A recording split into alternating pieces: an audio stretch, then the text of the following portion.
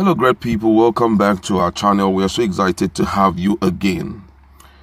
The issue of insecurity in the southwestern part of Nigeria is increasing, and though they are doing a lot to see how they can stop it, but right now, Areka Kanfo of the Yoruba land, talking about Gani Adams, had to spill the beans in respect to how Wakili himself became who he is currently, and how he got some of the weapon that he had used, to increase the intensity of insecurity in the southwest, and also pointed to some other things which has brought about insecurity and some other illegal activities that is going on in Yoruba land, where he is expecting that there's going to be a change very soon. But before we continue to say all of this, if you've not subscribed, just hit our red subscribe button and also the bell icon so that you can get notification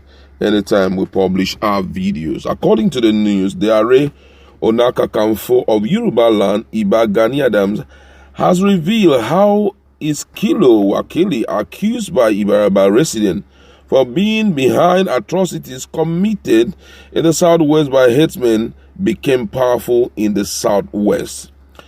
In an exclusive and educative interview, Gani Adams said that Wakili and his group were among those mining solid minerals in Iganga. He noted that it was one of the resources that gave Wakili more money to be more powerful to buy guns that led to kidnapping in the area.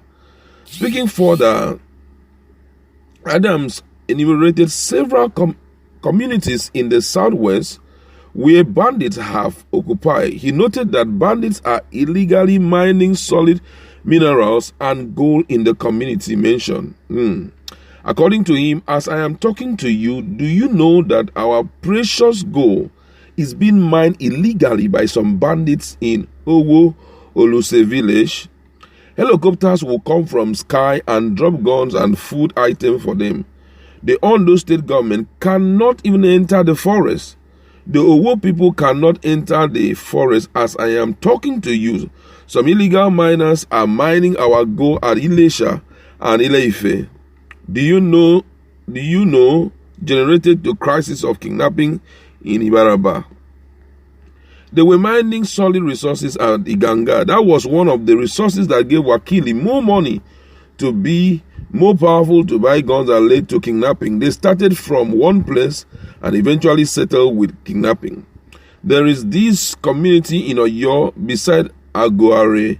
They call it Irawoli community. They are mining solid resources there as I am talking to you. In Ijere too, they are mining our solid minerals as I am talking to you.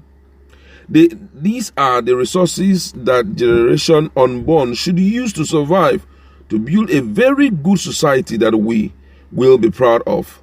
By the time you allow foreigners to come and take all your resources away, what would you leverage on in another 30 years? No Yoruba person can go to Samvara and mine their gold. Apart from that, the issue of insecurity is hardly germane in Yoruba land.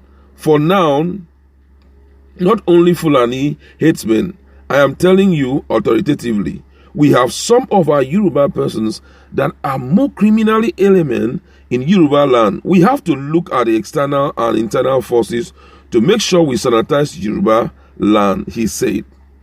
Now, when I hear things like this and I look at the geopolitical zone where this kind of information is coming from, I am always shocked. That's why I always say it that before anything can happen in a place successfully, if you look in, you will see that there are some persons who are from that place that is benefiting from it.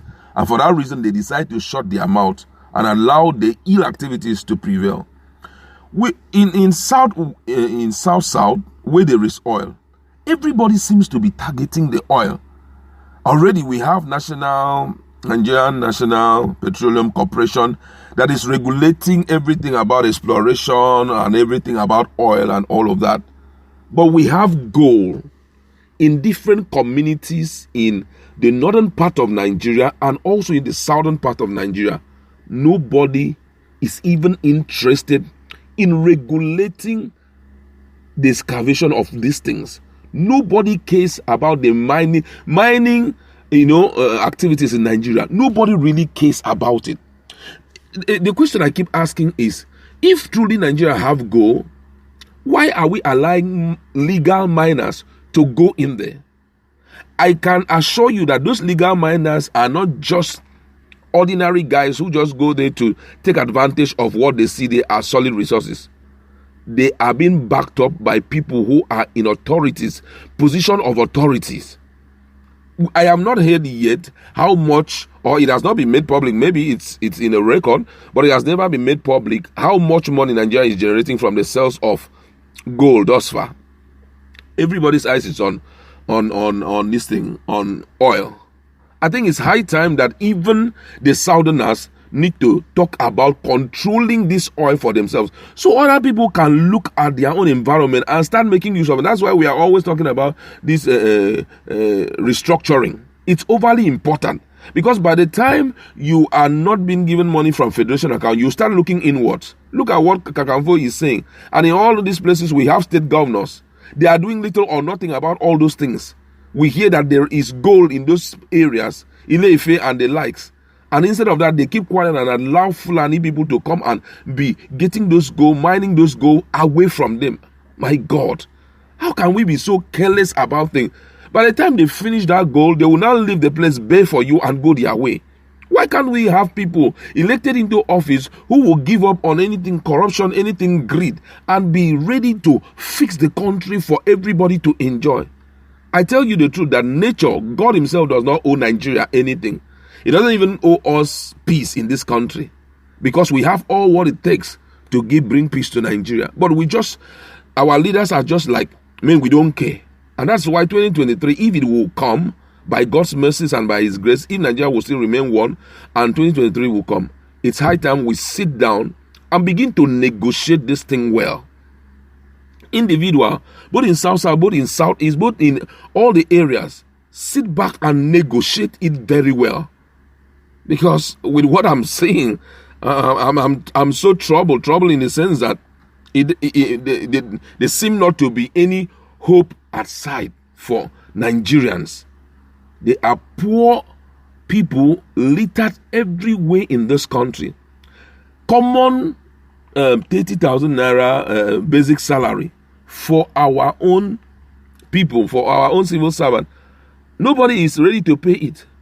But then we are allowing people to illegally mine gold. Oh my God, this is serious.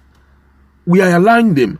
They mine it to a point that after mining it enough, they have to resort to kidnapping and all of that. Then the question is, what are we doing? All these things that we are pretending that we are doing, we are just joking. We are just playing. Because as far as they have found their feet on a solid place where they can get enough money to sponsor a lot of things, they will never let go of that place.